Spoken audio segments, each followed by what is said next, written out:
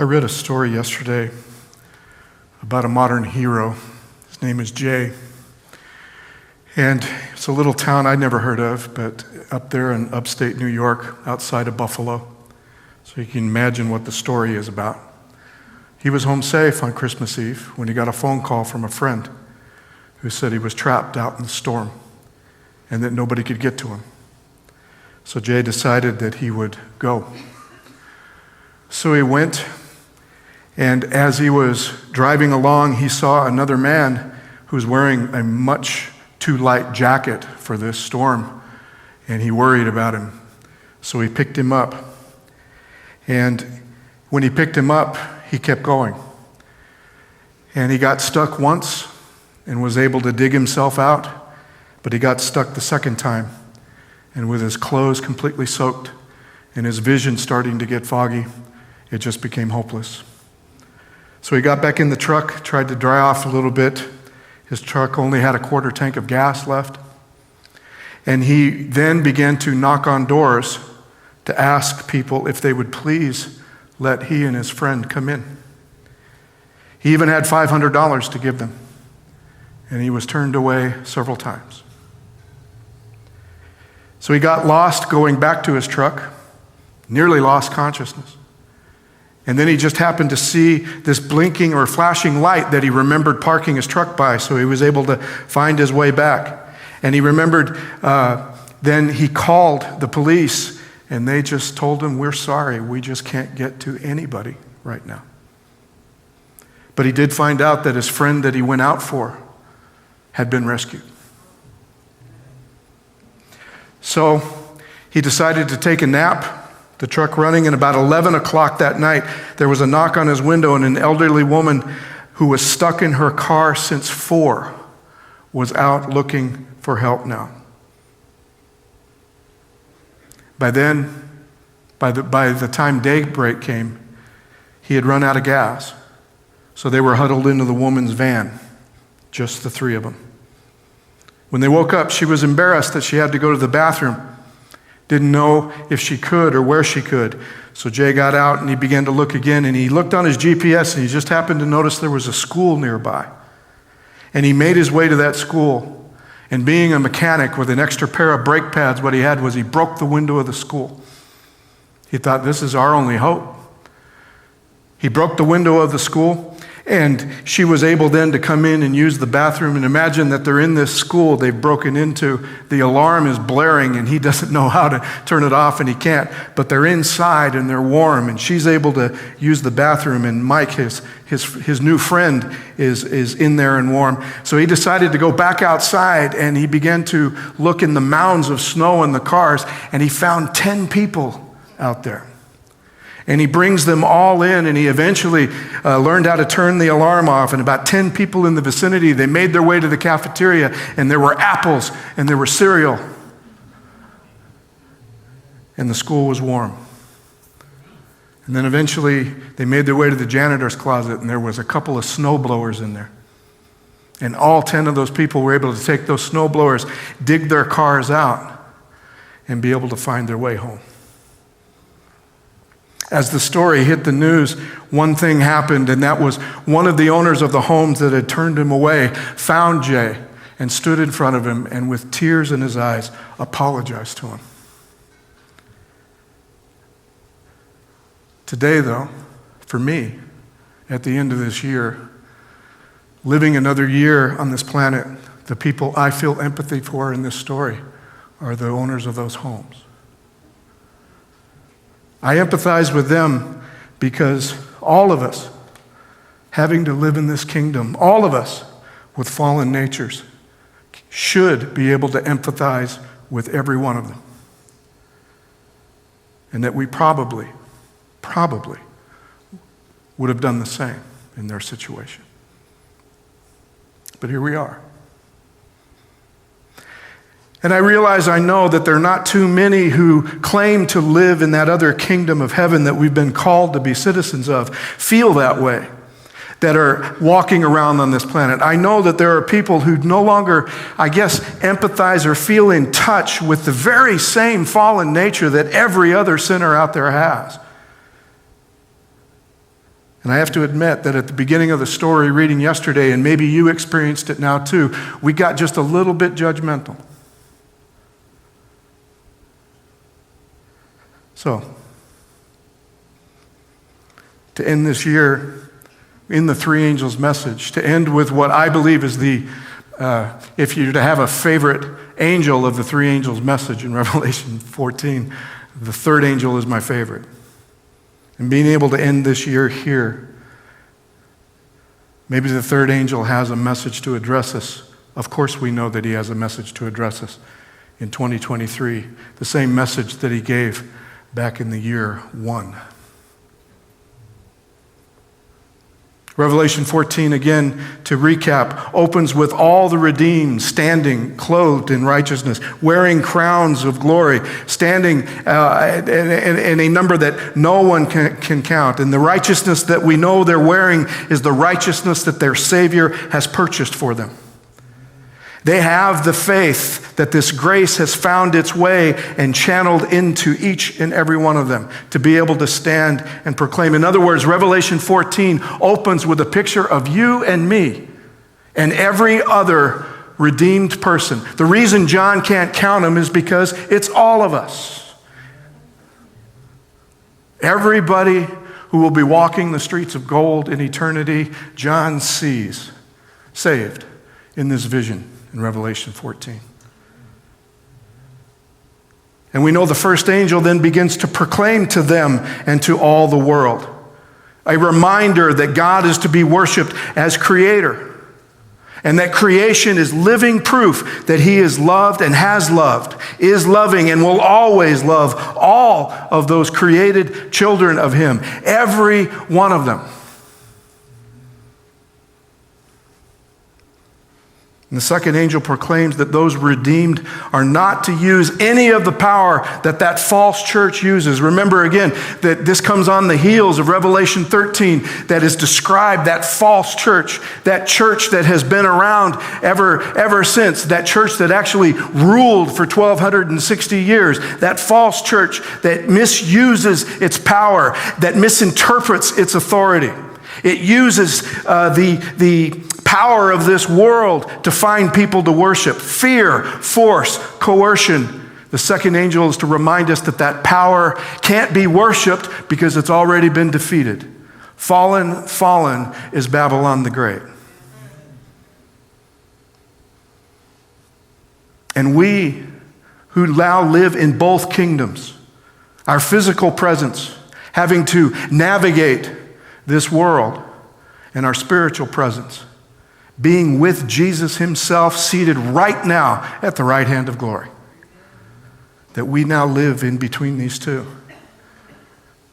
And the one thing that we're called to do is to live in this world by the rules of the kingdom there rather than the rules here. And the Church of the Beast never got that message. The Church of the Beast can't live by that.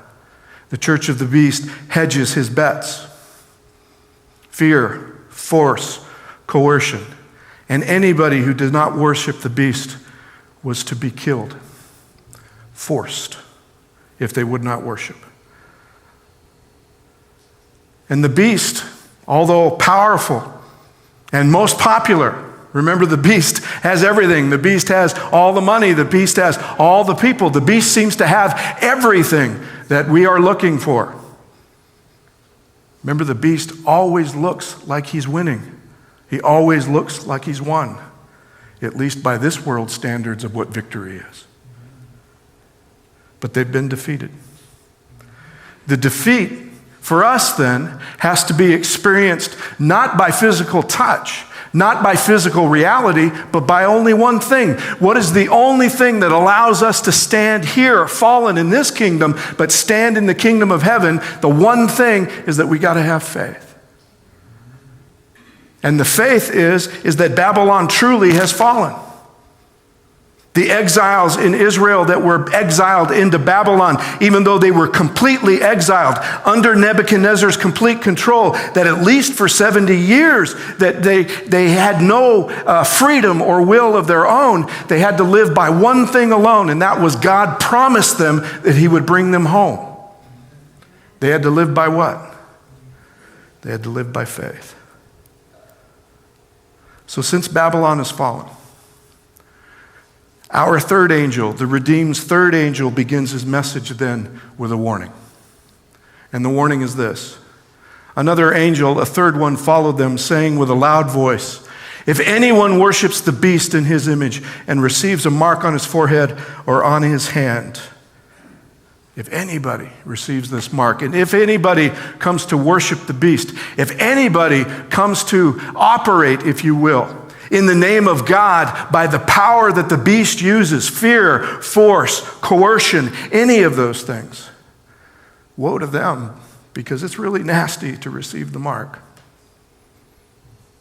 It goes on to say he'll drink of the wine of the wrath of God, which is mixed in full strength in the cup of his anger. He'll be tormented with fire and brimstone in the presence of the holy angels and in the presence of the Lamb. The smoke of their torment goes up forever and ever. They have no rest day or night, those who worship the beast and whoever receives the mark of his name.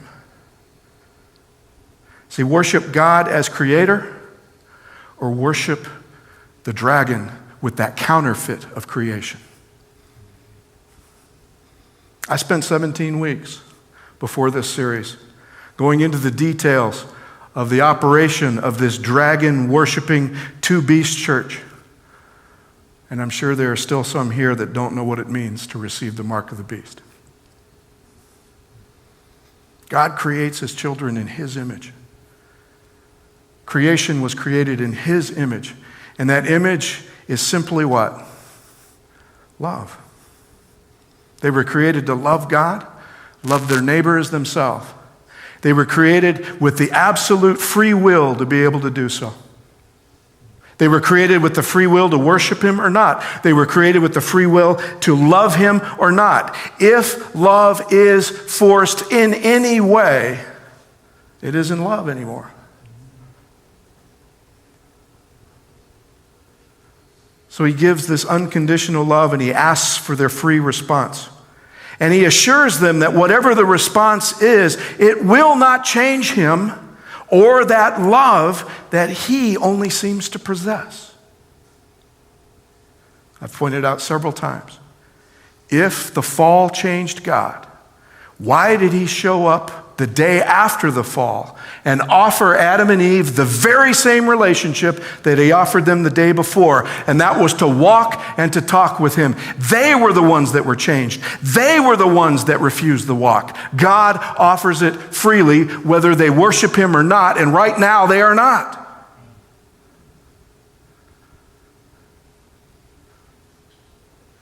Our response to his love did not change his love. He will love us if we walk with him. He will love us if we don't. However, the only way for us to experience that love and to be able to bring it in and make it part of us is to have faith that he feels that way. Faith is the only channel in which we experience that, to walk with him and to talk with him. See, the dragon creates a world that claims to be love. The beast seeks to assure worship of him by power and might and authority. Seems to be in abundance on this broken planet. Even uses the entities that employ the power the most. It will use governments. He'll use nations. He'll use kingdoms. The nations rage. The nations are fueled by this. The nations are the one that are in bed, if you will, with the woman. Empire is the last counterfeit that replaces the church, the love that the church lost back in Ephesus. Jesus said, I have one thing against you. The church isn't even a century old yet. I have one thing against you. You've lost your first love. And for 2,000 years, the church has been looking for a substitute. Empire is that last substitute because it seems to do what love fails to do. The church of the Lamb that was slain lives and loves as he does. Humble, quiet, preserving freedom, standing up for those who cannot stand up for themselves. The most blessed in the kingdom of God are the poor, the mourning, the hungry, and the thirsty, the meek. So how to continue this love, this steadfast love that will not be diminished by any betrayal of any sort? It needs something. So Grady, I'll only translate one word from the King James Version, and that word is perseverance.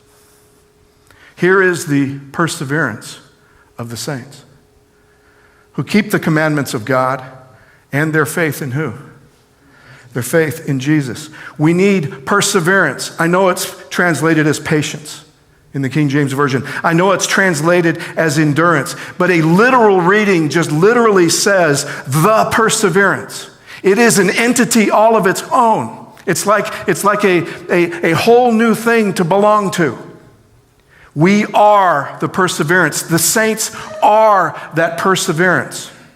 I like other translations that say this is a call for endurance. This is a call, but that isn't in the language. A literal reading of the language, it stands alone as its own purpose.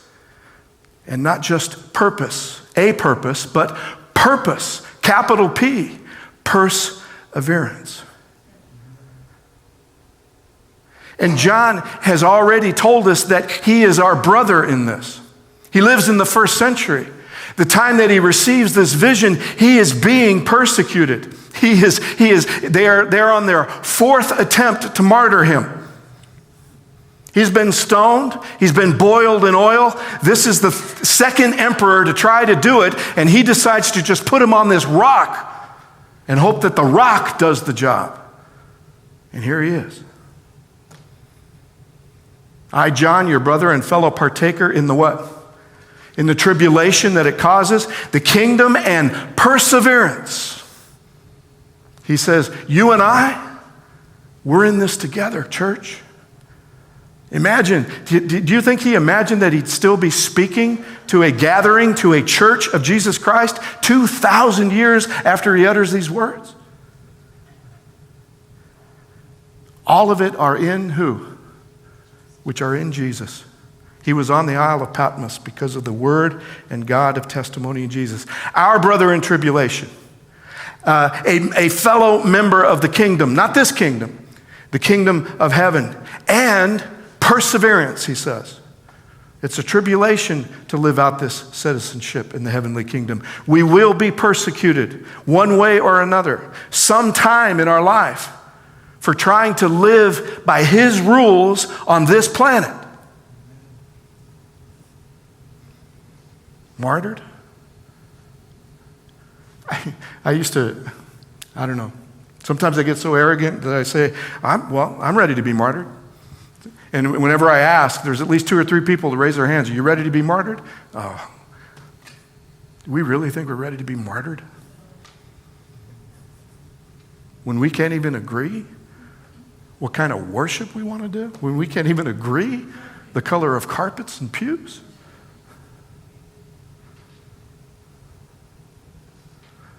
Which requires then perseverance. We know we're not there. We know we're not there. Yet the promise is perseverance. The promise is our faith will allow us to persevere. Note that they're all in Jesus. The tribulation, the kingdom, it's all in him, which means he is that perseverance. He indeed persevered. He succeeded where the first Adam fell short. That's why he is that perseverance. It isn't us patient and enduring and hanging in there, just hang in there. That's not a hang in there message. This is perseverance. This is to be called in him. And to actually claim his victory for that which he's already done.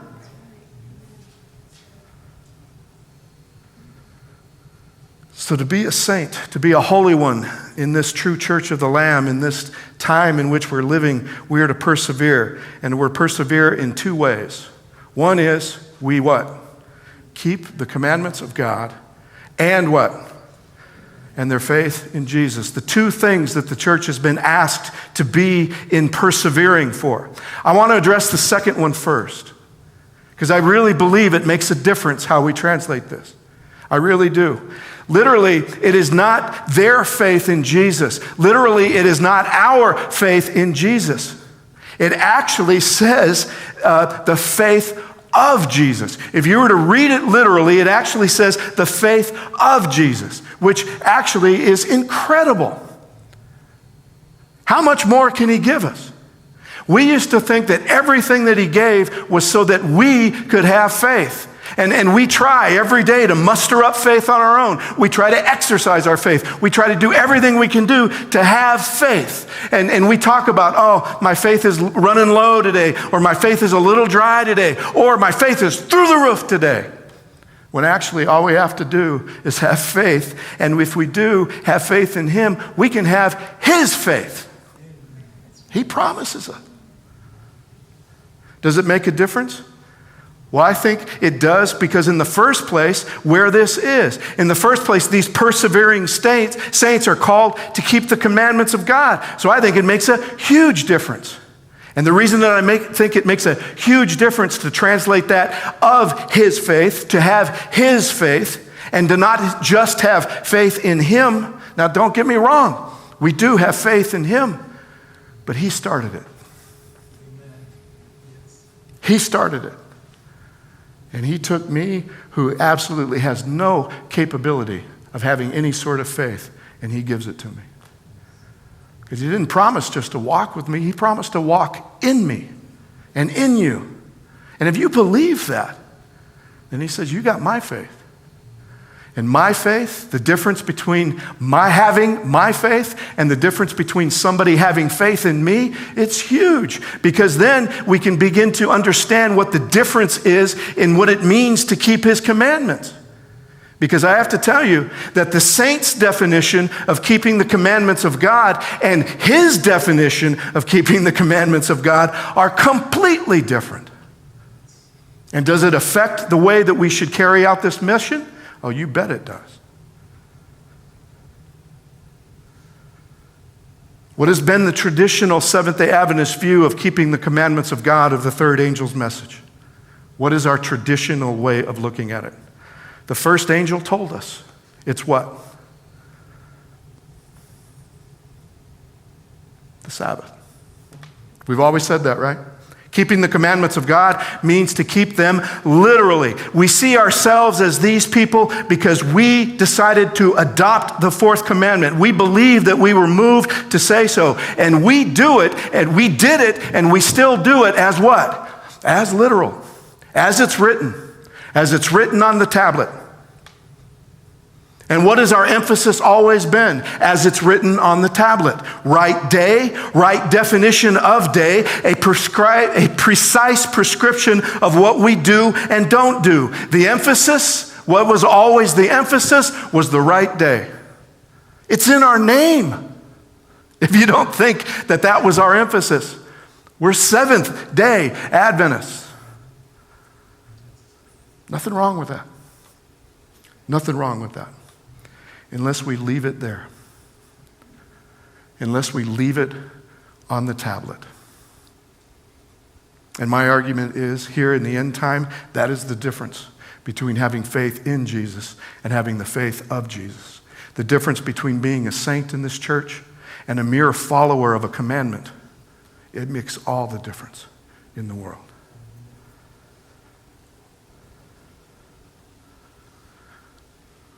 The way that we were always able to simplify this was Saturday equals what? The remnant. And I'm sorry before I say this, but we also believe that Sunday equaled what? The beast. But let me show you something. When we studied Hebrews, I pointed this out to us. Hebrews actually, I'm sorry I didn't get those verses up here. You'll have to believe me. You have to take my word that it's in his word. But Hebrews uses the word shadow twice. Only uses it twice. Hebrews 8:5 says they offer worship in a sanctuary that is a sketch and shadow of the heavenly one. Did we believe that God actually dwelt, if you will, in the temple that was on the earth? No, the temple was a shadow of what? Of the one that was shown to him. Moses was given a model. The building isn't in heaven. The transaction is in heaven. The sanctuary was meant to illustrate, if you will, a transaction, a heavenly transaction of what happens to your sin and my sin when blood is shed over it. The second time it's used is in Hebrews 10, verse 1, and it says, the law has only a shadow of the good things to come, and not the true form of these realities. It can never, by the same sacrifices that are continually offered year after year, make perfect those who approach. The law can't do it because it's a shadow. The law can't do it because it is inscribed into a tablet that has no life. The law is the law. Yes, it's God's own word. Yes, it's written by his very finger. But what we forget is that wasn't his plan. Before he wrote it down, how did we hear the commandments? We heard them. He spoke them at Sinai. And then after he speaks them at Sinai, after he gives him the outline of his character, then he invites him up the mountain. And what was their choice? No way. You go up, Moses, and bring us back what he said. And God wrote him in stone. I believe he wrote him in stone on purpose.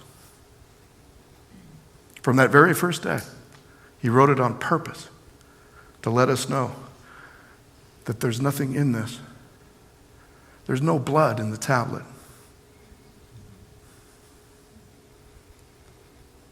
It hit me when we were studying it was Hebrews actually. It hit me that one of the reasons I truly believe, because Moses was the only one that would walk and talk with God, that after he comes back down the mountain and they are worshiping the golden calf, we think that he smashed those tablets because he was angry. No, I think he smashed those tablets because it condemned the ones that he was coming to. Said it right there. Thou shalt have no other gods before me. He smashed him because all that tablet could do was condemn them. And he knew they didn't need condemnation at that moment. They needed what? They needed mercy. The law is the law. The law indeed was given through Moses. Grace and truth came through Jesus Christ. The law is the law. Everything given through Moses. Again, I know the argument, and there's that word there, argument. We as Seventh-day Adventists are told that the Sabbath is and what has been done away with. We've been told this. We've been told that because it's the law was done away with. But we know that Jesus, he said this. He said, don't think I've come to abolish the law or the prophets. I've not come to abolish, but to fulfill. And that's our argument back. That's our debate back to them. He didn't come to abolish the law. I truly tell you, until heaven and earth pass away, not one letter, not one stroke of a letter will pass from the law until all is accomplished. You can feel it, Adventists, can't you? You can feel it welling up in us. What do we want to do now? We want to debate. We want to fight. We want to argue. The urge to debate, it's in our soul. It's in our DNA. In order to exist as a Sabbath-keeping people, we have to prove that we're right.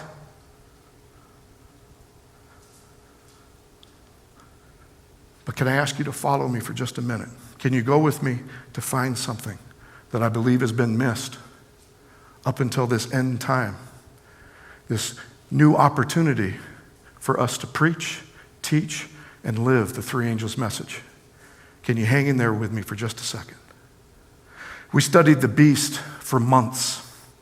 The church that passed for Christians for nearly 2 millennia, 1,260 years of persecution and murder, using that fear to force people to worship, using this kingdom's definition of authority. It included church walks, by the way. No church was I forgot the word now. No church was without guilt. It was Catholic, yes. It was Protestant, yes. They all lived by those rules. The last 300 years of that 1,260-year prophecy was 300 years into the Reformation. They bought into that power too.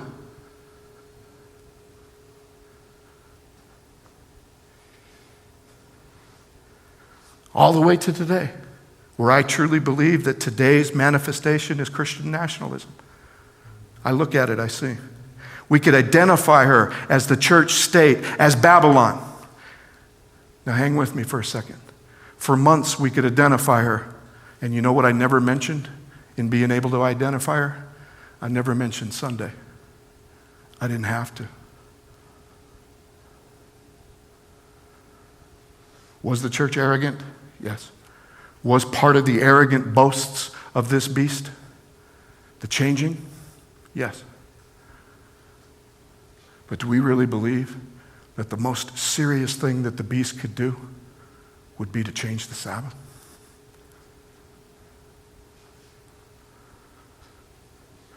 It's all part and parcel. It's all in the package. See, but remember, we were formed in the 1850s. We were formed after 1798 when that prophecy ends. And just for a little while, that church in Philadelphia showed the church what they could be. That church in Philadelphia didn't look and go seeking power from this planet, didn't look and go seeking power from governments. They decided that they were going to live with little or no power and rely completely on the power given to them by the Holy Spirit. And for about 40 years, we got a glimpse. By the way, that church was only one of two churches that Jesus comes to and has nothing bad to say about. But that door shut pretty quickly, didn't it? Because Laodicea slams it shut. Philadelphia ends with Jesus saying that I've opened a door that no one can shut. And Laodicea comes along and they have shut the door. They have locked Jesus on the outside and claimed to have richness and authority and power. I am rich and have need of nothing. And we know who that is, don't we? And wasn't part of the richness our interpretation of what we thought the three angels' message was? So we came along in the 1850s and we see our mission, this three angels' mission, in an American crucible, which means the other people that we're trying to reach in America at that time, are they quote unquote pagans? Are they unbelievers? No, they're Christians. Back then, we had a great, vast, many, many more people who claimed to be Christian. They were Presbyterians, they were Baptists, they were Methodists. And what we saw our mission to be was to take our peculiar doctrine, our five, if you will, peculiar beliefs. We see ourselves as a peculiar people with a peculiar message. We saw that reaching other Christians with those five beliefs, that was our mission. That was what we are to do.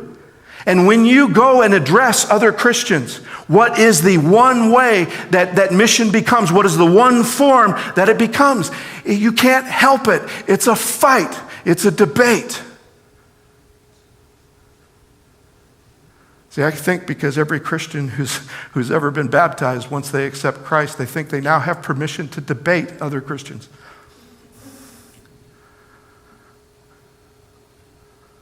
We're believers in Christ. Let's take the gloves off.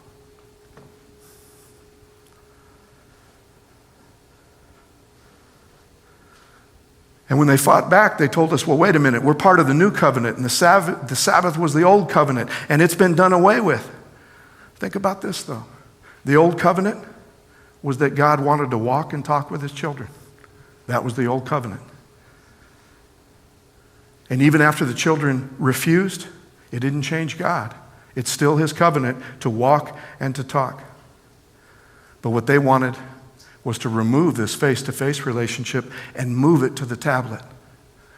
You're a lot less scary, God, as long as I can just read about you and not have to walk with you.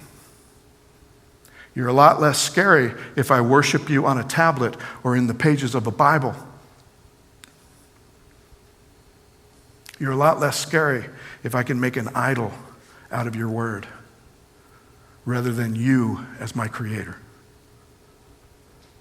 See, the new covenant is Jesus Christ, God with legs, right? In the beginning was the Word, and the Word was with God, and the Word was God. And the Word became flesh and lived among us, walked among us, literally. See, the old covenant is the what? is the new covenant. And the new covenant is the what? Is the old covenant. So neither of those arguments hold. Jesus is the fulfillment of the covenant. The Word finally walks and talks with his children. Yet when he came and he walked and talked with them, it said that he was in the world and the world came into being through him, yet the world did not what? They did not know him. He came to what was his own, and his own people did not accept him. Why? Because they're living in the shadows, and they're perfectly happy living in the shadows. They have been ever since Sinai. For 2,000 years, they've been perfectly happy living in what they claim is a perfect view of the Word. They were the best Bible students. They were the most dedicated to mission and care.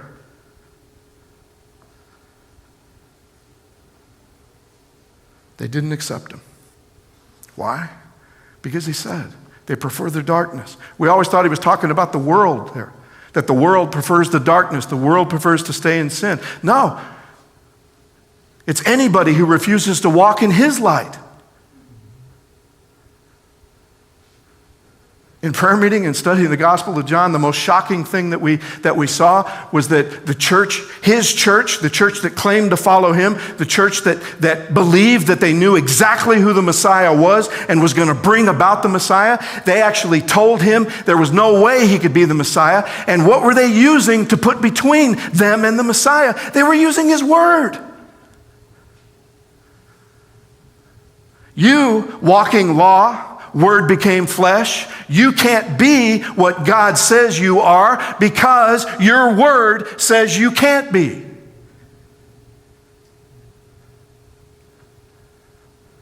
Completely fine with walking in the shadows.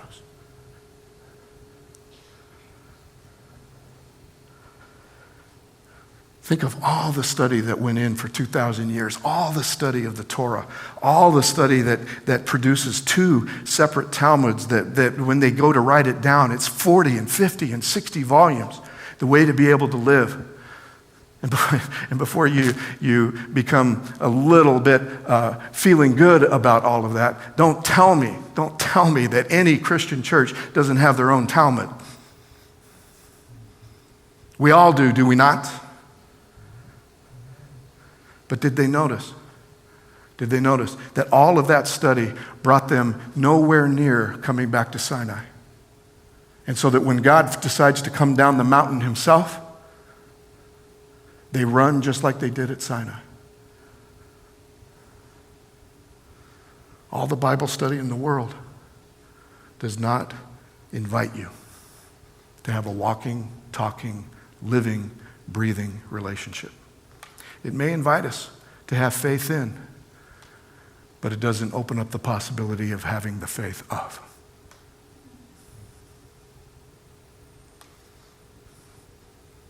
The shadow is not the law. The shadow is the law on paper, on stone, on screens. I told you, right here, right now, just download it. I know Bible Gateway could give me even more, but just right now, download it. I've got 37 Bibles on here.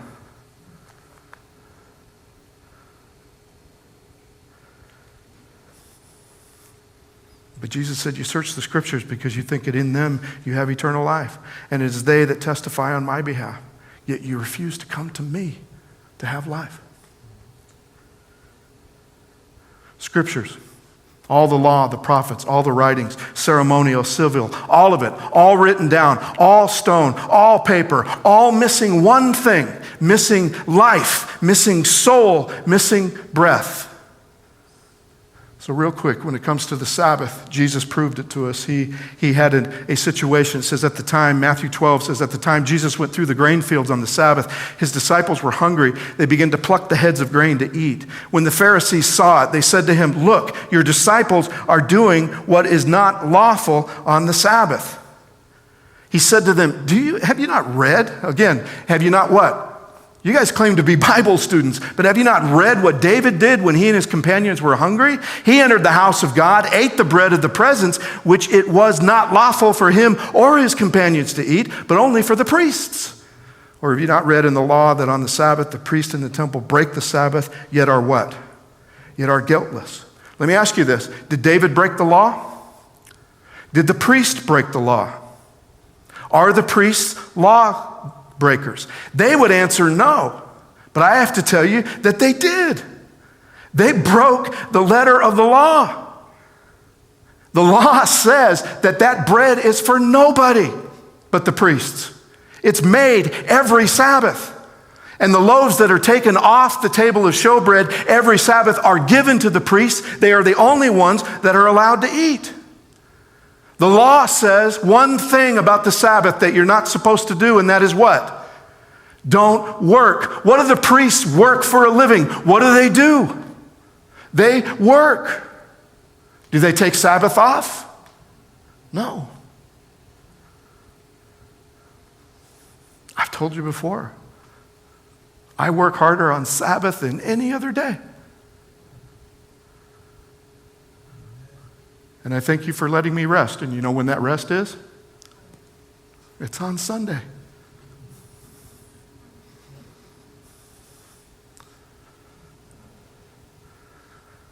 But Jesus said something greater than what?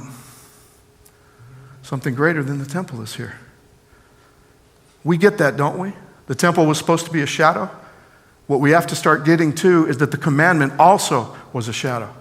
The fourth commandment, 1 through 10, on tablets, they were all a shadow. And then he says this, but if you had known what this means, I desire mercy and not sacrifice, you would not have condemned the guiltless. He goes back to a pre-exilic prophet, a prophet that's trying to warn Israel about being hauled into captivity. Why? Because they were worshiping idols. They were not taking care of the poor. They were not taking care of the widow. However, they were living their relationship with God by the letter. Perfectly. They were still bringing their sacrifices. They still believed that they were blessed by God because they were still in the land. And every time a prophet came along and said, you can't be worshiping idols, they would say, well, if God is so displeased with me, why do I still have the land that Joshua gave my great-great-great-great-grandfather? Why is that temple still standing and allowing me to bring my sacrifices there?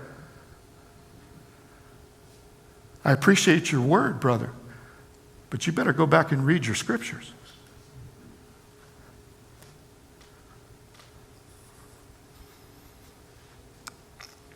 If they understood that mercy, compassion, steadfast love, by the way, all manifestations of Him,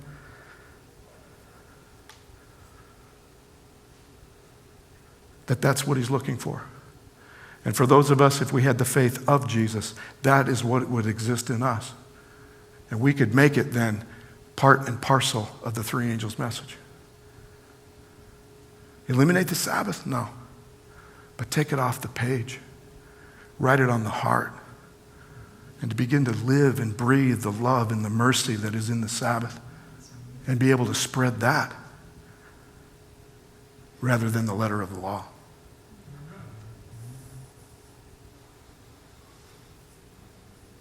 Perseverance is to seek to live better by the law. You can be perfect in the letter. You can have the right day. You can have the right definitions. You can have the right restrictions, and you could still be breaking it. Let me pull back just a little bit on Matthew 12 and show you who's really violating the Sabbath here. It takes place on the Sabbath. Do you think Matthew has the day wrong? No, Matthew does not have the day wrong. And what are they doing out in the fields? What are they doing? They're doing work. They're doing work of a farmer. Are they breaking the law? Yes. They're not breaking a Jewish interpretation of the law. They are breaking the law. They are harvesting, they are threshing, and they are preparing. That's all what? Work. They are breaking the letter of the law. But here, understanding the difference, quoting from Hosea, Jesus understands the difference between the commandment on stone and commandment on the heart. The one thing that the commandment does on stone does not take into consideration is that its disciples are hungry. I told you before, it breaks my heart the number of times that I made my child wait until sundown just because he was hungry.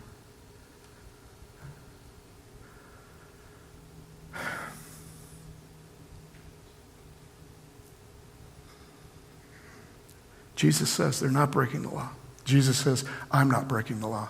Notice, those guys are using the disciples' actions to condemn Jesus, which is what they want. Your disciples do which is not lawful, which means they're doing what you taught them. See, they want Jesus and they want him bad. The only way that they can execute him for being a heretic is if he leads other people into worshiping other gods. So they're trying to catch him on this. They're constantly trying to do that. And Jesus said, you know what? If you knew what Hosea meant when he says, I desire mercy, if you knew what it meant to really have the Spirit of my Father living in you, you would not have condemned the guiltless. It's not that something merciful has happened, so breaking the Sabbath is allowed. They're truly innocent. Love and mercy aren't ways or excuses to break the letter of the law. Love and mercy is the way of fulfilling the law. You can break the letter by keeping it.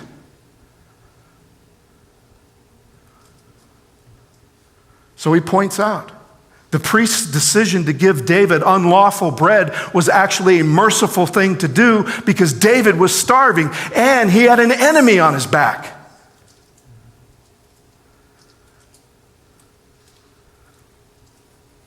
So this particular situation was the law wasn't broken in Leviticus and Deuteronomy. The law was what? It was fulfilled. The priest knew what he was doing. He points out that God's atonement for sin on the Sabbath is a merciful thing to do. Can you imagine if we tried to go 24 hours without his atonement for sin on the altar? I know you need mercy and forgiveness, but you need to wait till sundown.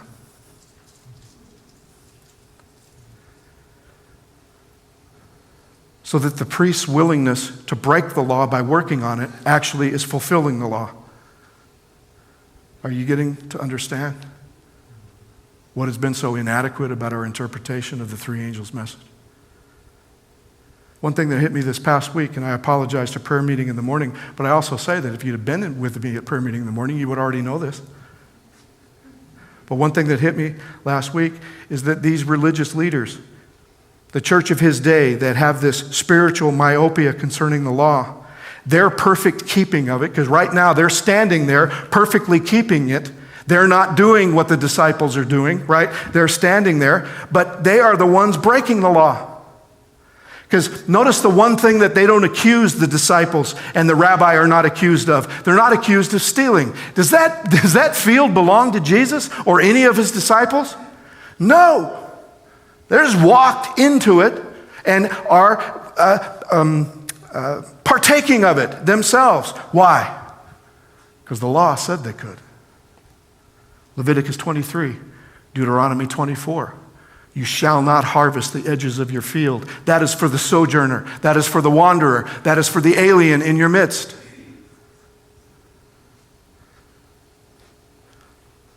And the only reason that Jesus and his disciples are having to partake, are having to use the letter of the law so that they could eat on the Sabbath, is because they are wanderers and aliens on this day, and nobody took them in. And if you want to go back to the commandment, the seventh day of your Lord your God, you shall not do any work, your son or your daughter, your male or female servant, or your cattle, or your what? Your sojourner who stays with you. If they really had the spirit of the Sabbath living within them, they wouldn't be able to complain about the disciples taking the wanderer's portion of somebody's field. Jesus said, foxes have holes and birds have nests, but the Son of Man has nowhere to lay his head. For 3.5 years, nobody took him in. Nobody took this little ragtag rabbinic school in. Well, he did have one sponsor, a woman, a prostitute.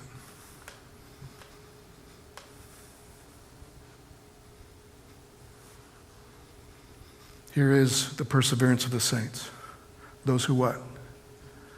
Those who keep the commandments of God and have the faith of Jesus.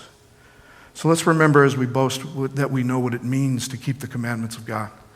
The difference between the faith of and the faith in. Perseverance isn't coming up with a better argument. Perseverance isn't coming up with a better study. Perseverance isn't coming up with a better way to debate.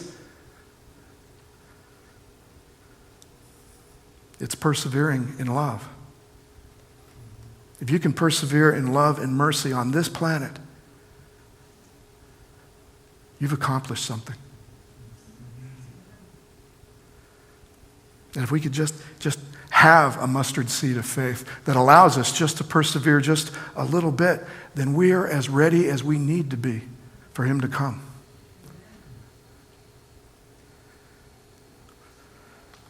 I try not to cluck my tongue at the folks in that blizzard for not taking in the stranger. The man described himself, our hero described himself as a believer, believed that it all happened for a reason. He reflected on it later. He said, if one of those people had taken me in, I never would have been able to find those 10 people at the school. But if any of those others were a believer, do you think that they would be able to accept that about themselves? Do you think that they would be able to find forgiveness and to find peace? They could if the church would surround them and say, you know what, man? I have a fallen nature just like you. I probably would have done the same thing. But you know what? I have the faith of Jesus, and he wants you. He maybe not want you to forget this. He wants you to learn from it. He wants you to know that you can have forgiveness, that you could be at one with him, that his love knows no bounds and no betrayal.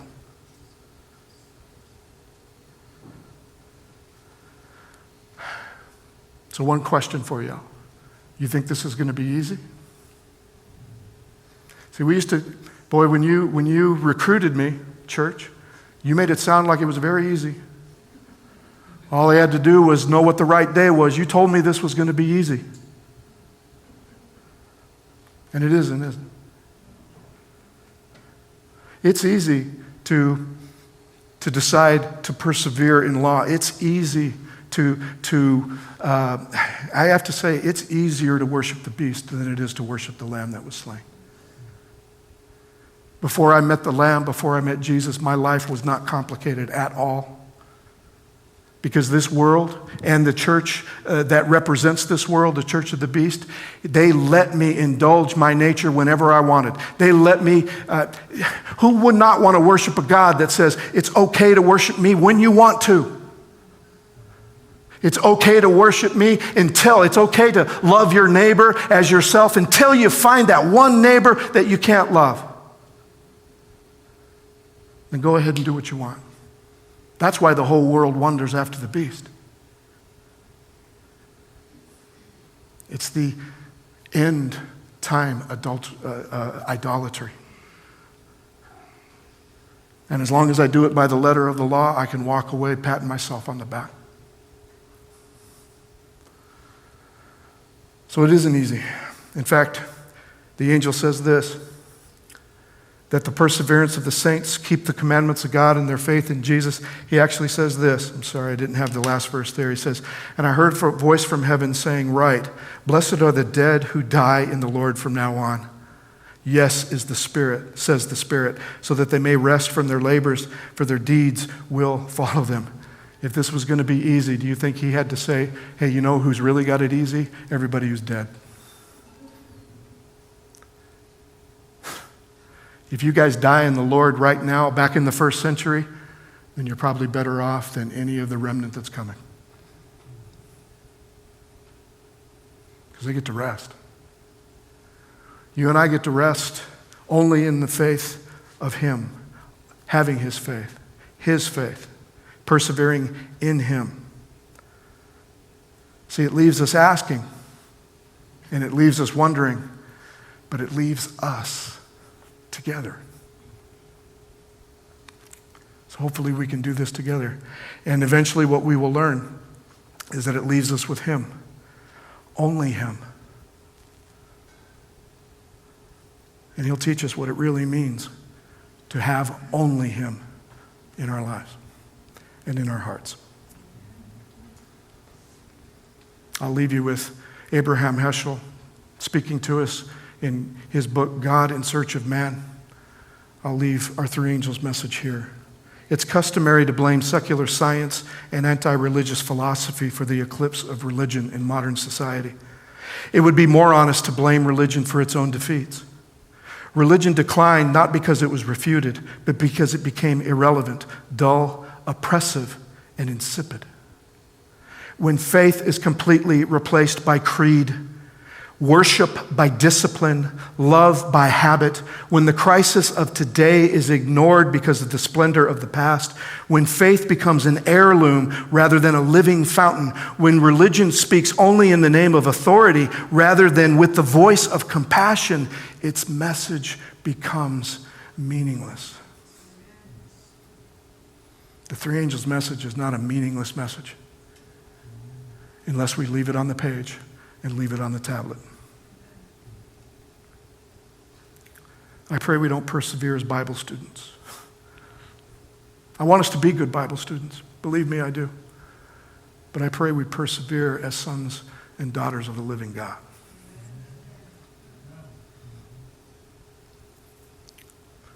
The third angel's message. Thank you all for holding on with me. Happy New Year.